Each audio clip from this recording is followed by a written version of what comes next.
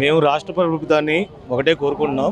అయ్యా, మీరు ఉన్నపాటుగా మమ్మల్ని 10,000 కుటుంబాలని రోడ్డు మీద పడేస్తే మా మా భవిష్యత్తు ఏంటి, రేపు మా కార్యాచరణ ఏంటి, మేము ఎలా బతకాలి, కుటుంబాలతో పిల్లలతో ఎలా బతకాలి, మమ్మల్ని దృష్టిలో పెట్టుకొని మీరు పక్కదారి వెళ్తున్నారన్నది వాస్తవం అనేది దాన్ని వెరిఫై చేసి దాన్ని క్లియర్ చేసి దాన్ని మీ బాధిలో నడిపించుకోవాల్సిందిగా మేము అభ్యర్థిస్తున్నాం.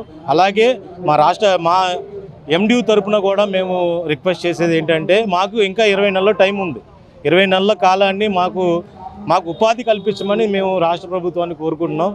అట్టసారంగా మమ్మల్ని రాత్రి మమ్మల్ని ఇలా రోడ్డు మీద పడేస్తాం అనేది భావ్యం కాదని మేము భావిస్తున్నాం. అలాగే ఇంతకాలం ఎంతోమందికి శాలరీలు పెరుగుతూ వచ్చినాయి, కానీ మేము 4.5 సంవత్సరాల నుంచి కూడా 18,000 రూపాయలతో శాలరీ చేసాము.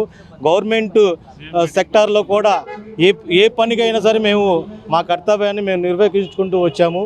కాబట్టి మీ అందరికీ గవర్నమెంట్కి మేము రిక్వెస్ట్ చేసేది ఒకటే, ప్రతి ఒక్కరిని మమ్మల్ని జ్ఞాపకం చేసుకొని మా విధుల్ని ఈ ఉదాత్తరంగా తీసేసిన దానికి మాకు వేరే ఉపాధి కల్పిస్తాలని కోరుకుంటున్నాం. 27వ తారీఖు అంటే 3 రోజుల క్రితం కూడా మేము మంత్రి గారిని కలవడం జరిగింది. మా యూనియన్ తరపున వెళ్ళి కలిసి మా విన్నవించుకున్నప్పుడు మంత్రి గారు కూడా మాకు భరోసా ఇచ్చారు.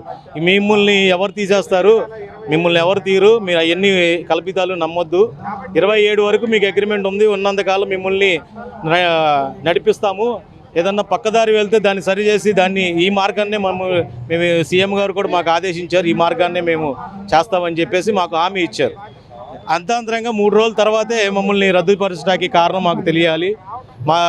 మా అవసరాలు మీరు తెలుసుకొని మా అవసరాలు తీర్చాలని కోరుకుంటున్నాను.